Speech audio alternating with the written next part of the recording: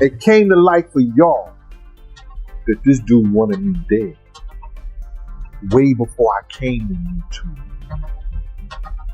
I'm not the type of dude that you can come up on like. Bro, listen. What kind of content? You're not gonna tell me what to do. You can't come up on me.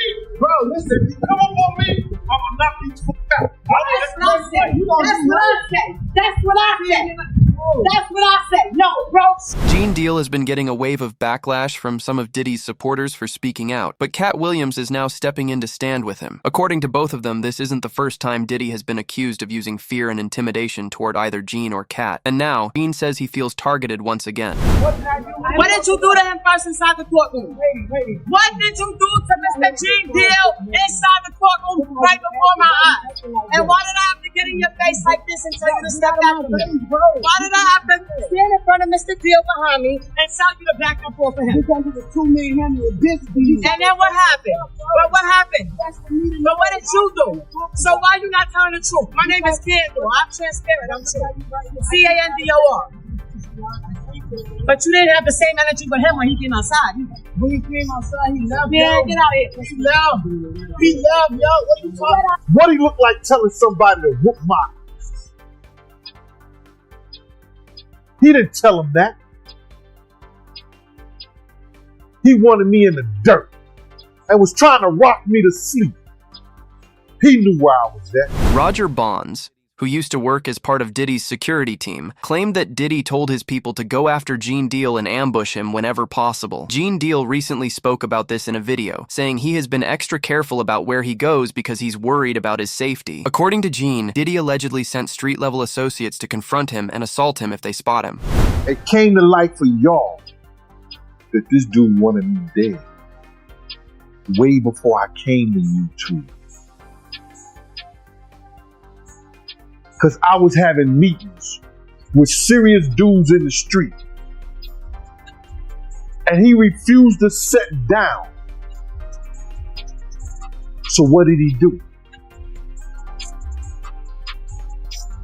He tell his security team.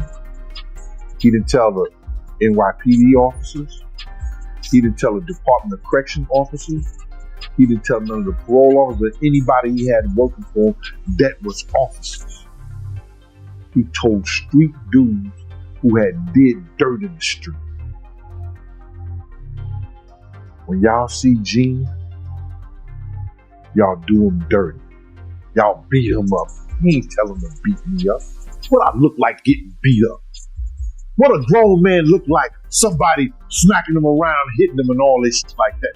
I ain't taking no ass whooping. I ain't took an ass whooping since the doctor spanked me on my man. I ain't took an ass whooping since my mom and my daddy. When they stopped taking it, I guess I'm got amnesia. I don't know what an ass whooping look like or feel like. What's even more alarming, according to Gene, is that the situation may be bigger than just him. He believes Diddy wants to make an example out of him to send a message to people in the streets. Still, Gene says he refuses to be frightened. He insists he can take care of himself and won't sit quietly while anyone tries to pressure him. If Diddy wants a confrontation, Gene claims he's ready to handle it directly. Yo, you got questions to answer. For who? I said, if you want me to answer questions, do interview. I got a booking number, big. You do interview, I answer any of your questions. I ain't got no problem of answering anything that you want to know. All you got to do is pay my fee and I'll be there. He said, well, you ain't going to tell me how to get your contact. And as soon as he said that, and he came like he was coming close to me, I took it back to 92. Wu-Tang. Protect your neck. And that's all I'm going to say. I took it back to that. I took it back to 1992 Wu-Tang. Protect your neck. And he know what I'm talking about. Then when I did that, the next thing you know, a girl came, the guard started coming and stuff like that. And he told the guard, yo, watch the camera. He hit me. That's what he said to the guard. So one guard was like this. One guard got in front of me and I moved. He said, yo, Gene. He said, yo, Gene, because he know me. He said, yo, Gene, you could just knock me down, bro. Just take a couple of days and get up out of here. So I was leaving. So he ran and got his camera. And then somebody called my name. He called my name like that. I turned around and I just said to him, I said, yo, bro, I'm not that dude that you could just run up on. I'm not that dude that you could say whatever you want to say. I'm a grown man. You understand? I'm not that dude that you could say whatever you want to say to, because if you run up on me, I'm going to knock you the F out. And that's how that went, bro. And there's nothing I'm proud of.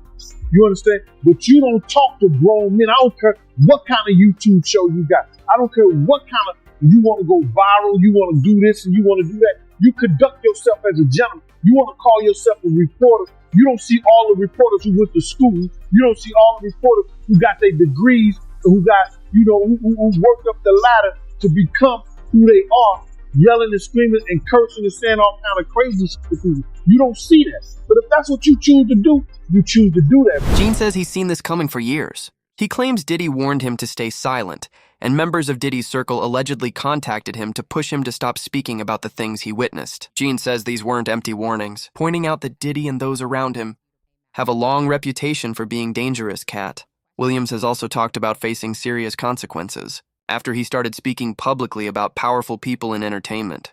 Katt has stated that his children were taken from him after he began calling out what he saw happening behind the scenes. Oh man, Kat, you cool, man? How you doing? I'm cool to the fan, man. They took my children from me. Yeah, I mean, How terrible is that? I did want to ask, the cops, allegedly found some guns and Yeah, they always find guns. I never and leave without. I'm on the middle of the interview. sorry about it. And they found guns and drugs now. Is that- Drugs? That's what it was reported. Sir, you can look at my paperwork. There was no drugs. Weed is not a drug. Yeah. I mean, do you think that's safe for kids to be around guns and stuff like that? I mean, I'm just curious. How do you keep this kid safe without guns? They were in a lockbox that the police broke. Oh, okay, yeah. I'm saying, if the police come in and raid my place and break into my gun boxes, you're going to find guns. But these aren't, well, I'm not in a gang. What difference does it make? Now, you were actually stopped for this and let go because you have a license for it. No, right? this is their 9th time coming to my house. The problem was this time they came to my office and took my kids from an office, not from my house, from an office. So now when I can't have my kids at my office, That's an issue. I must be Yeah. the most terrible black dude. Katt has said his life has been at risk since the 2000s, so much so that he used to sleep wearing a Kevlar vest for protection. Katt was still wearing Kevlar to bed. To bed. I would get in bed with him at night and he would have Kevlar on. In bed. Roger Bonds also claimed that Diddy has been directing men toward Gene Deal since 2008, long before the FBI got involved. Gene had already been speaking out about what he says he saw while working around Diddy. He claims he witnessed how Diddy allegedly treated women and manipulated certain entertainers, and that these experiences eventually pushed him to distance himself from Diddy. From Gene's point of view, Diddy considered him a threat because he knew too much, and once Gene started talking publicly, the tension escalated. He's like, yo, if y'all see Gene, I'm telling y'all, man, somebody better punch him in the face. Somebody better do something to him, man. He out here doing this, that, and we're like, all right. Okay, so when was this? Because was Gene doing interviews at this point? Yeah, we talking like 2008, 2009. Gene was spreading the word. You know, Gene was always bad mouthing Wait, Gene. hold up. Vlad TV started in 2008, 2009. YouTube was really early. No, he wasn't doing YouTube and stuff. He was going around talking a lot. And we all from Harlem. So he was just talking a lot of shit. And it's a small, Harlem Okay, is so small. what was Gene Deal saying during that time? What did you hear?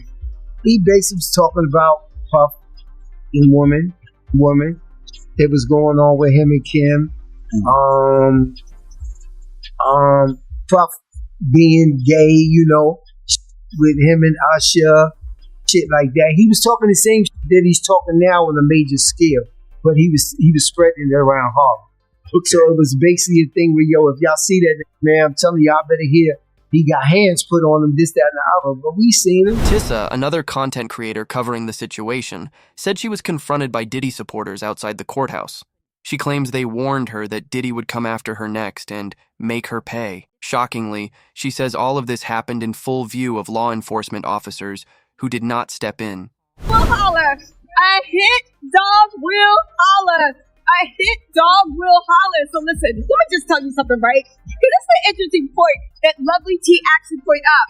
All the people with money, power, influences, Diddy's equal. They refuse to come and support this man because they know something was wrong. But there are a million broke, dusty, desperate men out here trying to bully women. It was a travesty. It was an all-out circus. Everybody, including myself, are running to safety. I've got a question for you, Teasy Tails, and everyone's going to want to know this. You're in a car right now. You had to leave the courthouse. Why? I had to leave the courthouse because Diddy's supporters were out of control. The first time I ran and did my live, of course, I had 2 armed security guys. Everyone told me, the people in the courthouse was like, make sure you have security. There's a lot of weird stuff going on. It wasn't just me, but I'll tell you what I experienced. Diddy's supporters surrounding me, threatening me, saying that they were going to hurt me. It was a serious situation. It got so bad and there was so much chaos and violence that they actually had to lock the courtroom down and force the Diddy supporters across the street. It was something myself, the news media, mainstream media, new media have never seen in their lives. The level, and again, the jurors, I hope to God they know how to sleep at night. Because again, I'm sure they did their duty. But when all that chaos was happening, as I was being threatened and ushered out by armed security people, I thought, this is what the jury did. They sent a signal that it is okay to use violence. It's okay to drug people up. It's okay to live a life of debauchery. It's okay to do whatever you want. Because guess what? If you work hard enough, and you have enough money and enough delusional fans, and you have ingrained yourself in culture enough that you can do whatever you want, and 12 of your peers will look the other way. Again, this jury was shocking. Teasy Tails, when you say that Sean Combs' supporters threatened you, what were they saying? They were saying, you B, you effing B, we're going to kill you, you effing B. You work, apparently I work for the feds. You're a plant. You made this all up because of you. Again, they're not too smart.